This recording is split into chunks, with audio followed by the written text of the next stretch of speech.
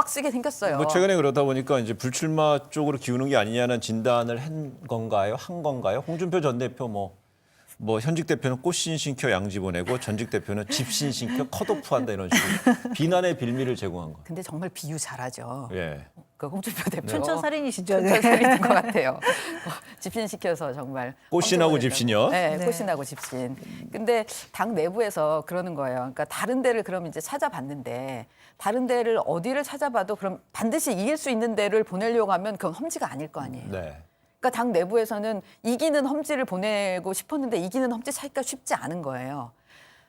그러니까 그렇다면 그럴 바에야 불출마 쪽으로 가는 게 어떠냐라고 일부에서 그렇게 이제 얘기를 하는 거예요. 자락을 까는 거라고 하죠, 저희가. 그러니까 황 대표의 내심을 실어서 그럴 수도 있을 것 같은데, 근데 또 황 대표 입장에서는 지금 그것도 고민하는 거예요. 그것도 실기하는 거라고 생각하는데, 근데 그래도 불출마해서 네. 의원직이 없으면 지금까지 의원직이 없기 때문에 대표가 힘이 없어서 되게 그 다음번 그 행보를 하는데 힘들었는데 앞으로 대선까지 행보가 또 배지 없이 해야 되나라는 생각이 있는 거예요. 그러니까 또 미련을 못 버리고 혹시 또 없나 험지 같은 당선 가능 지역 네. 이런 데를 찾는 거죠. 지금 그러면서 고민이 깊어지는 것 같은데 그러니까는 이정현 의원 같은 경우가 가서 탁 침바르는 예. 그 종로에 가서 네. 그러면서 얘기하잖아요. 예, 이정현 무소속 의원이 뭐 이렇게 침발랐다는 표현을 썼는데 그 김재원 정책위 의장은 여전히 네. 뭐 충분히 필승 카드가 많이 남아 있다 얘기했습니다. 그러면서 등장 네. 뭐 홍정욱 전 홍정욱 전 의원도 의원. 나오고 네. 있고요. 전희경 지금 현 의원도 나오고 비례대표 의원 나오고 있죠. 그리고 이정현 의원도 이미 출마 선언을 했고요. 이정현 의원의 출마 선언은 저는 이정현이 전략적으로 아주 선택을 잘했다고 생각을 해요. 완주를 하든 안 하든 이정현 의원으로서는 굉장히 선택을 잘한 것이고 사실은 완주한다고 해도 이정현 의원으로서는 굉장히 의미가 있다고 생각을 해요. 네. 얼마를 득표가 상관없이.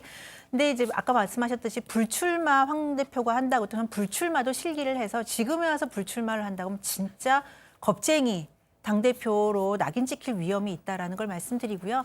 근데 지금 김재원 정책위 의장 같은 경우에는 당연히 우리는 정말 필승의 카드가 있다라고 말할 수밖에 없겠죠. 지금 예. 상황에서는.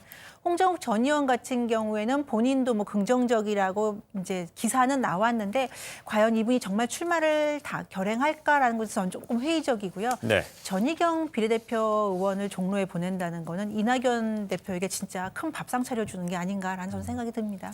그러니까 자유한국당에서 어떤 후보가 나오려면 둘 중에 하나여야 되겠죠. 하나는 이길 수 있거나 아니면은 지더라도 명분을 챙길 수 있거나 네. 그 후보가. 그런데 지금 얘기가 거론되는 분들 중에서 이길 수 있는 가능성이 있는 분은 명분 찾기가 좀 어려울 것 같다, 본인이. 네. 그리고 나머지 분들은 이길 가능성이 좀 낮은 편이고.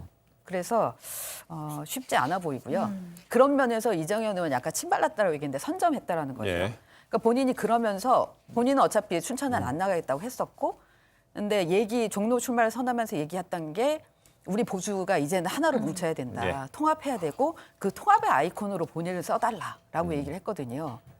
만약에 자유한국당에서 후보를 못 구했어요. 처음에 뭐 신인도 얘기했었지만 그래도 뭔가를 하나를 건지려고 한다라고 하면은 이정현 후보 카드를 쓸 수도 있겠다는 생각이 들어요. 나중에 그렇군요. 이제 그런 하나의 틈을 놓고 선점을 한 거죠.